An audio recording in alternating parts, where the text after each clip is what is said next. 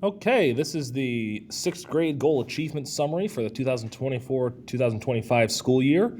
The baseline data we used was our fifth grade spring map and OST, as well as IEPs and 504s.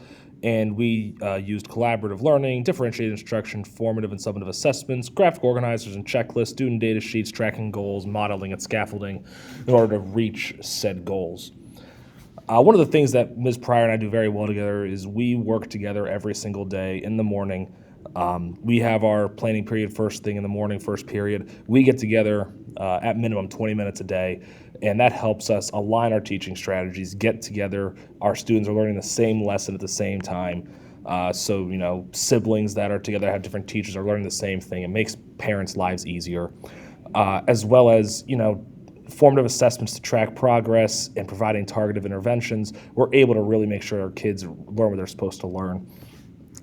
We also, how do we communicate high expectations and what ways do we share the information kind of go together. Ms. Pryor and I modeled the binders we used this year off the eighth grade team with Ms. Bircher and Ms. Lucas.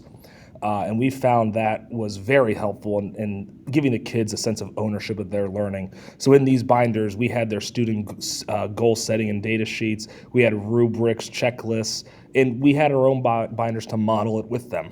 And we checked in with our students on a regular basis, at least 2 or 3 times in 9 weeks. We met with students to show where we expected them to be, where they needed to be, and showed them what their growth should look like. We did have some unexpected findings. I think you're going to have those every year. Most of the students in honors ELA did not maintain or exceed their percentile and had their highest score in the winter administration of MAP. And while only 45% of the sixth graders maintained or exceeded their percentile, our OST projection scores are at 67%. In conclusion, did we meet the goal? No, we did not. But we learned a lot. Some approaches are more effective for certain learners than others, and differentiation needs to be intentional.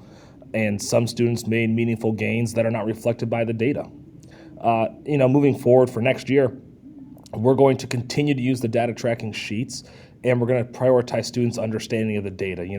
We felt this year some of the students got a grasp and understood how it worked. Others just looked at the number and figured it needed to be higher, but didn't really understand why. And so we're going to go through and be more intentional with that next year. And, we felt 2 to 3 checks in 9 weeks may not have been enough for some kids, so we're going to differentiate that. Some kids may need more of a weekly or bi-weekly check-in, and we're going to go with that.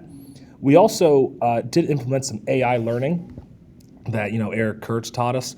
Ms. Pryor used Magic School a lot this year with the writing feedback that helped students with a targeted approach. It helped Ms. Pryor revise with a purpose rather than just correcting surface level errors. It helped her go a lot deeper. I used AI with Diffit to get more intentional data with comprehension with reading. I felt that my group this year really struggled with main idea, and so using Diffit, it gave me a passage that would pique student interest so they're focused, and I would get more data based on that for basic comprehension, so I could really target what else we need to work on. Our goal results on the first quarter, quarterly, we had 35% of sixth graders showed mastery, which is scoring by 75% or better, 40% of sixth graders in quarter 2, and 31% of sixth graders in quarter 3. It's not great. We want the numbers to be higher, but again, we are at 67% for the OST projection, which we're okay with. And lastly, for our second goal, 45% of our students maintained or improved their spring achievement percentile in MAP from the previous achievement spring percentile. We didn't see the growth we hoped for, but the process is really helping us show where students are struggling, and we're able to build a stronger foundation and really continue to improve our small group instruction. Again, 45% of our students improved their percentile, but our OST projections were at 67%. And to make the most of trend data, we involve students in reviewing their own progress. We look at the individual sheets in their binder for data, rubrics, writing feedback, and to help us identify what needs work, which helps students set their own personal growth for ELA and took ownership of their learning.